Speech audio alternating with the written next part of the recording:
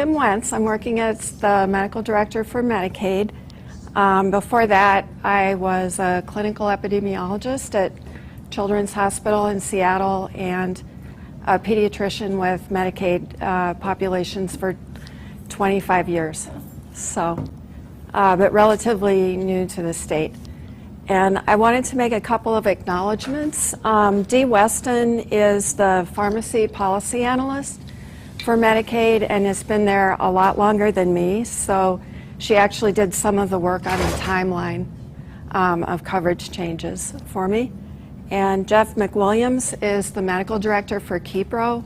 KEPRO is the case management contractor for fee-for-service Medicaid members. Next. Okay, so this is kind of a map of where I want to go.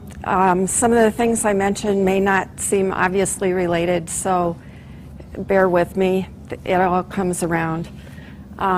So Oregon Health Plan, I want to talk about that a little bit because we're unique in the country for a lot of reasons.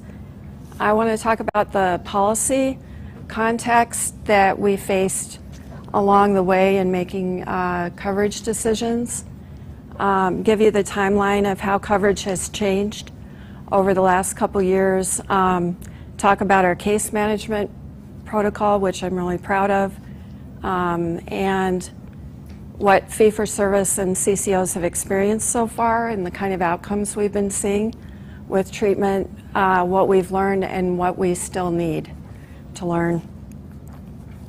Next. Okay, so Oregon Health Plan, there's about 4 million people in Oregon. About 1/4 of them are on Oregon Health Plan. And then out of the 1.1 million Medicaid members in Oregon, 10% are fee-for-service, which is where I work, and people refer to that as open card. I'm not sure why. And then 90% are in one of 16 coordinated care organizations, which have to follow our coverage to some extent, but they are independent in how they manage that. So budget philosophy. This is really, really important in Medicaid. Medicaid is not like health insurance. It's an entitlement program. So it is bound by statutes that private insurance companies are not, and the funding is completely dependent on tax revenue. So unlike an insurance company, we can't raise premiums. We can't raise taxes. We really don't have control over the total amount. So all state Medicaid programs have different ways of trying to stay within budget. And for most of the country, when Medicaid programs need to cut back or stay within bounds, they decrease the number of people getting Medicaid in their state. So they reduce eligibility. And then some states cut back on benefits. But Oregon is the only state that maximizes the number of people who can get Medicaid, and instead of cutting benefits, we use a prioritization approach. We're the only state that has that. And that is the Health Evidence Review Commission determines a prioritized list and ranks 660 groups of conditions in order of how much value it is to people in Oregon to treat those conditions. And then it uses evidence review to determine which treatments are effective and safe for those conditions.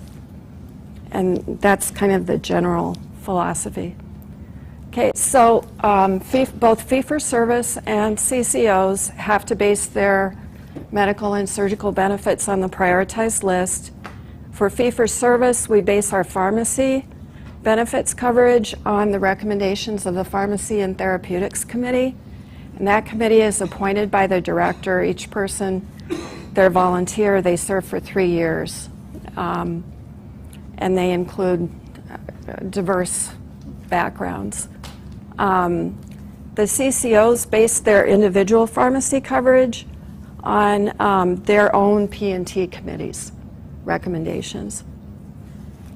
And then there are some guidelines to that. So fee-for-service basically serves as a floor, so CCOs cannot go below what fee-for-service covers. And the way that's determined is amount, duration, and scope. And you hear that language a lot, and it has more specific meaning, but basically they can't cover things that are covered in less amount, duration, and scope than fee-for-service does. So they watch what fee-for-service does in coverage extremely closely because they know they cannot go below it. They can choose to go above it, but they can't go below it. Next. Next. Is it working now? It is, it's right there. Oh, there's a new one. Okay, yay. So viral hepatitis is very high on the list. It's a high priority condition.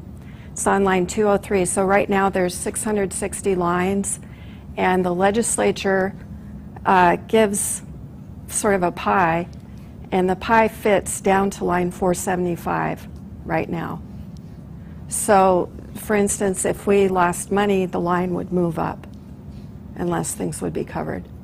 If we had a windfall, or I won't even speculate about that, but the line would drop and more conditions would be covered. So this is kind of when the coverage decision making started with direct-acting antivirals. This was the policy context that decisions were made considering.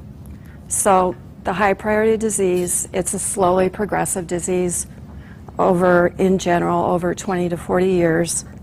The trials of the medications were rated poor quality by the evidence review that was done, and they were also rated as having low applicability to the population we serve. So I'm going to go into a little more detail with that. Obviously, cost was a huge factor. There were concerns, particularly from the VA, that treatment failure has consequences. You don't just get a second chance. You may develop resistance. There may be actual damage to the liver from being treated without getting a clearance. And we didn't know anything about rates of relapse, resistance, reinfection, or efficacy of retreatment. And as has been mentioned, we had a lack of long-term outcome data. So all those things make it very difficult to use our evidence-based approach.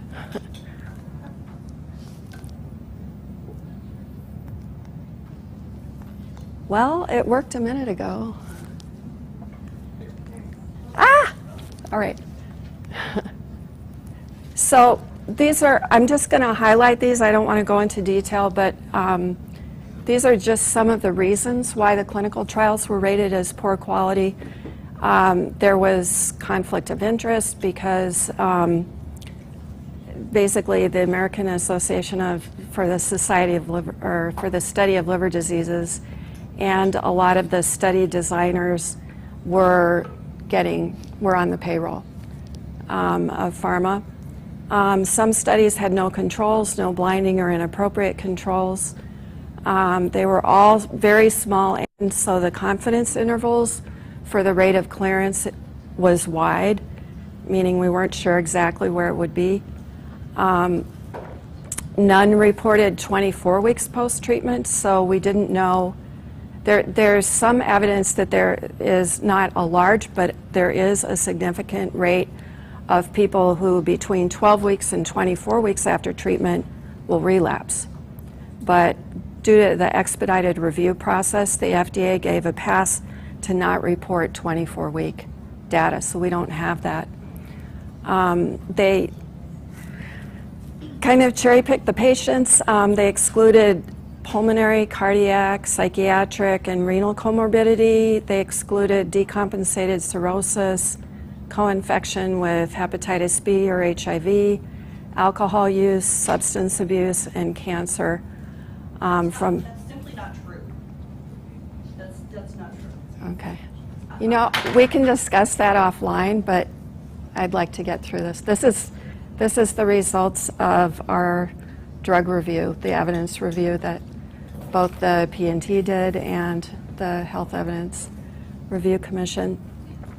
I think it would help to know what drug are you reviewing? And what year this review was done? So these, yeah, I'm going to get to that, but these are direct-acting antivirals, the trials for direct-acting antivirals. So this would be Sovaldi, Harvoni, Zepatier, and so forth. Not all were intent to treat analysis, so what that means is if you have a randomized controlled trial, you have to keep people in the group they were randomized to when you evaluate outcomes. And some of the studies, if people dropped out, they didn't keep them in the analysis, so that gave an unfair advantage to the treatment group.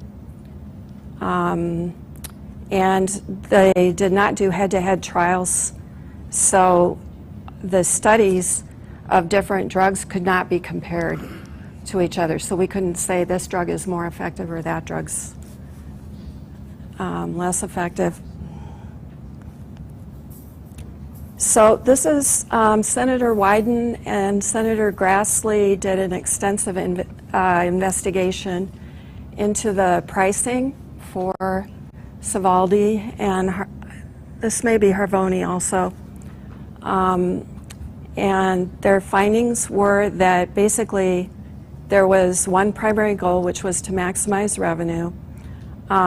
They didn't use basic financial logic of costs to arrive at a price. Instead, they did research to find out what was the highest price that would still be used, that people would actually pay. They knew that these prices would put treatment out of the reach of millions and cause extraordinary problems for Medicare and Medicaid, but they went ahead with that pricing.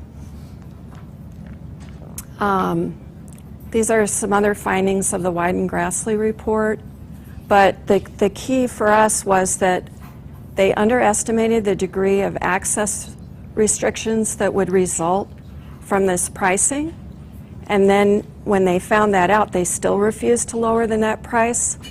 So the burdens on Medicare, Medicaid, and the Bureau of Prisons were significant. So back in 2014, in 1 year, Medicaid spent $1.3 billion on direct-acting antivirals, and were able to treat less than 2.4% of their enrollees that they knew had chronic HCV with that money.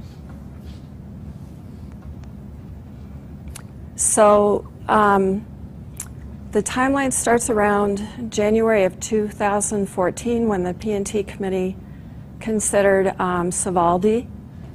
The concerns I've already mentioned. And at this time, and I believe Dr. Benner was involved with this and would know a lot more than I do about that part, but hepatologists and infectious disease specialists and CCO representatives formed a group called the Hepatitis C Advisory Group, and their goal was to assess the community standard of care and use that to recommend coverage criteria to OHP. And in March 2014, the P&T Committee for Fee-for-Service adopted their recommendations. So in February, we were treating more and more patients, and we developed a case management protocol with KEPRO. KEPRO is the contractor that does care management, case management for fee-for-service. And the goals of this were to get the highest possible rate of viral clearance, to support adherence and mitigate barriers to adherence for members, to collect data on efficacy and safety, and to provide education to the member, the provider, and the pharmacy, and coordinate. The next item in the timeline, in February of 2016, at the same time, OHA directed the CCOs to make coverage changes to comply with CMS Release 172. So that release is from November of 2015, and it noted several problems with state Medicaid coverage of hepatitis C drugs. The first was that CCOs were, in many states, were covering less than the fee-for-service programs were, which is not allowed. So they directed state Medicaid programs to address that. And then there were specific issues where the CCOs were doing things that were not allowed for other reasons. And I'll get into that. So we started an iterative process with all 16 CCOs. There were actually 20 different PA criteria, because some CCOs have more than one. And we went through it 3 times in 1 year. So we looked at every CCO PA criteria, and we let them know which things were not okay for the feds or for other reasons. They changed their criteria, got it back to us. We looked at it again, and it went back and forth 3 times. It was a huge amount of work because it was 20 different sets of PA criteria. So some of the things that we were able to achieve, we got all CCOs to cover F3 and decompensated cirrhosis. We got all CCOs to cover patients with extrahepatic manifestations who have higher acuity to treat, to add peri-transplant patients, and to add a lower stage of coverage for HIV co-infection. And okay, it's not moving. Okay. And then there were kind of a series of issues that were in more of a gray area that were really contentious and difficult. A lot of CCOs felt that if they couldn't be sure that a patient would adhere and complete treatment, they were going to exclude them a priori. And so there were actually exclusions for things like marijuana, which they can't do because it's not illicit in Oregon, and because it hasn't been shown to affect treatment efficacy. Tobacco, smoking, alcoholism, substance abuse, who could prescribe, how you could test for stages, and how you assess readiness to treat. So that went back and forth also. And by December of 16, we felt like every CCO had met those goals. And these are the kind of things that we directed them. They legally are able to do reasonable utilization controls, but they have to use criteria that are reasonable and clinically justified. So they can't be unreasonable in terms of something that people can't achieve, and they have to be clinically justified, so they have to be related to the likelihood of getting clearance. And if people were not ready to treat, they were obligated to give supports necessary to help them become ready to treat. Okay, so during this time, wait, we skipped, I think. Yeah. So in January of 2017, OHA signed a memorandum of understanding with the Oregon Law Center and clients, and we agreed to expand coverage via sequential PA changes to get more legislative funding to treat Hep C specifically, to continue to make sure that CCO's coverage criteria were aligned with fee-for-service, and to provide monitoring data to the center. So we are most of the way through those sequential changes. Originally, criteria were that the patient had to have an expectancy of life of 5 years. That was reduced to 1 year. We removed prescriber restrictions. We said that staging test results, if they fell in a range, had to be rounded up.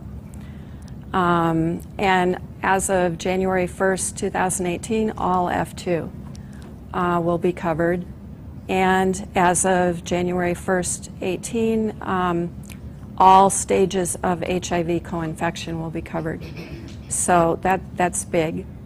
I'm over time. So, and then there's a couple other things that are still pending. The risk corridor was another milestone. This began also on January 1st of 2017. This was to reassure the CCOs that they would be made whole for their costs. They had to adhere to minimum case management requirements and data collection. They had to, so starting January 1st of 17, they had to use our criteria. So as of that date, the whole state was consistent and standardized. So no matter where you were a member, you would get the same coverage.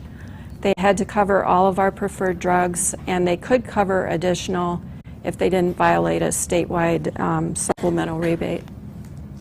Oh, and the 105%, what that is if they spent more than 105% of the money they got for Hep C drugs, they would get reimbursed by the state. But if they spent less than 95% of the money they got, they had to give the difference back.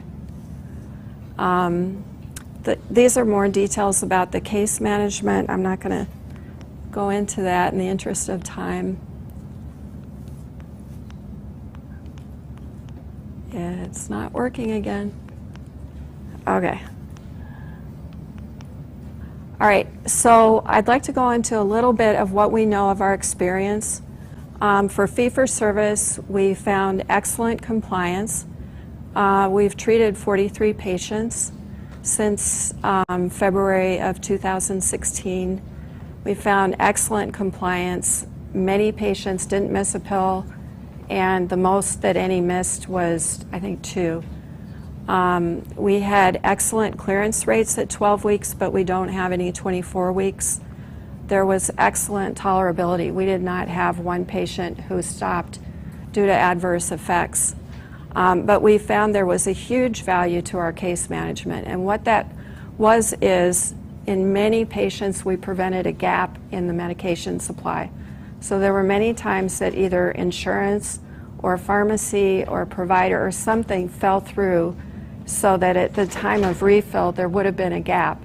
And the RNs were able to step in and get everybody together to prevent a gap. And they prevented gaps in supply for many patients. The patients rated it very, very highly. They were very appreciative of support. Part of the nurse's job was to reduce barriers. So they provided transportation to appointments or the pharmacy, just kind of ran interference for patients. They addressed homelessness, and they helped patients get the labs done. So out of our, we don't have data on all 43 yet because not all of them are up to 12 weeks after treatment. Of our 4-week viral loads, we found that about 10% were detectable at 4 weeks during treatment. That's not a problem if it's low enough, if it's less than 25. If it's high enough or it's actually an increase, it could mean that you should make a change to the regimen or kind of investigate further. We had one patient where, because the 4-week viral load was 169,000, and she had perfect compliance, and she was on the right regimen. We added ribavirin, and she did achieve clearance at 12 weeks. And we had one treatment failure. This was a 61-year-old male who only missed one pill in the whole course. And during the time that he was treated, he developed compensated cirrhosis. He then applied for retreatment, which we approved with Epclusa and ribavirin, and we're waiting to see what his results are going to be.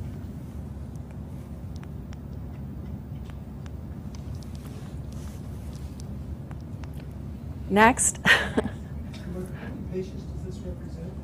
It was 43. Yeah. We have more that have started, but that's how many we have the data on. So, and then we don't have formal reporting on outcomes yet from the CCOs, but in August of 2016, we asked CCOs to volunteer their data. So 7 CCOs stepped up and gave us their data on 81 patients. And they all collected different kinds of data, so they're not, very comparable. So we are finding a clearance rate at 12 weeks or in the region of 95%, which is excellent. And they are finding, based on that sample, they found about 90%. But we think that may have to do with the fact that at that time they weren't doing case management the way we were doing it. There were 6 members from the CCOs who did have 24-week SVRs, and one of those relapsed. And I put his numbers up because it's really interesting. I don't know what to make of it. At 4 weeks, he had 312,000 viral load. At 6 weeks, he actually had 7 million. At 12 weeks after treatment, he was down to 169. And then at 24 weeks, he was 119,000. I would love to know what Dr. Benner thinks of that. Blood's got mixed up. I wonder about that. No, I think we need. Well, that is a yeah. question, but I think we need to move on. Yeah. Okay. Well, yeah, that depends on, yeah. So the CCO experienced challenges with the risk corridor. Most CCOs fell short of 95%. Some were over 105%. And one very large CCO did intensive and extensive chart review for over 800 members. They found there was a significant proportion that when they actually got to the chart did not need treatment, either because they'd already been treated and cleared without treatment, were currently treated, or deceased. And then a much higher proportion were not able to be treated